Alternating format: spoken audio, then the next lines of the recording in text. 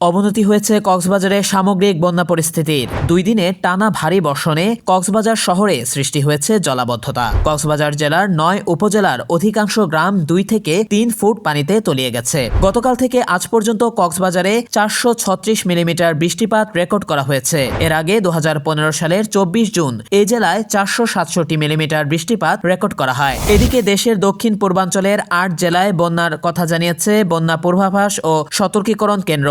লঘুচাপের প্রভাবে ভারী বর্ষণে কক্সবাজার, চট্টগ্রাম, বান্দরবান, খাগড়াছড়ি, ফেনী, কুমিল্লা, নোয়াখালী, লক্ষ্মীপুর জেলার 3 নদীর পানি বৃদ্ধি পেয়েছে। আগামীকাল শনিবার ও রোববার বৃষ্টিপাত অব্যাহত থাকলে এই 8 জেলার নিম্নাঞ্চল প্লাবিত হবে। বন্যা পূর্বাভাস ও সতর্কীকরণ কেন্দ্র বলছে, চট্টগ্রাম বিভাগের মুহুরী, ফেনী ও গোমতী নদীর পানির উচ্চতা কমছে।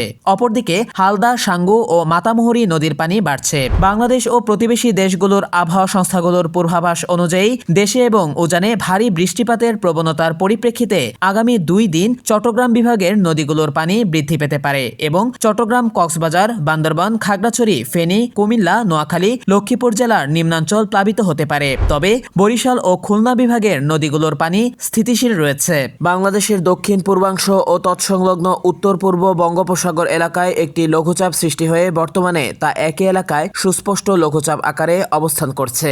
এটি উত্তর পশ্চিম দিকে অগ্রসর ও আরও ঘনীভূত হতে পারে। এর প্রভাবে উত্তর বঙ্গোপসাগর ও বাংলাদেশের উপকূলীয় এলাকায় গভীর সঞ্চালনশীল মেঘ সৃষ্টি অব্যাহত রয়েছে। এতে দেশের উপকূলীয় এলাকা, উত্তর বঙ্গোপসাগর ও সমুদ্র বন্দরগুলোর উপর দিয়ে ঝড়ো হাওয়া বয়ে যেতে পারে। এই অবস্থায় চট্টগ্রাম, কক্সবাজার, মংলা ও পায়রা সমুদ্র বন্দরগুলোকে 3 নম্বর স্থানীয় সতর্ক সংকেত দেখিয়ে যেতে বলা হয়েছে। এছাড়া উত্তর বঙ্গোপসাগরে অবস্থানরত মাছ ধরার নৌকা ও ট্রলারগুলোকে পরবর্তী নির্দেশ না দেওয়া পর্যন্ত উপকূলের কাছাকাছি থেকে সাবধানে চলাচল করতে বলা হয়েছে।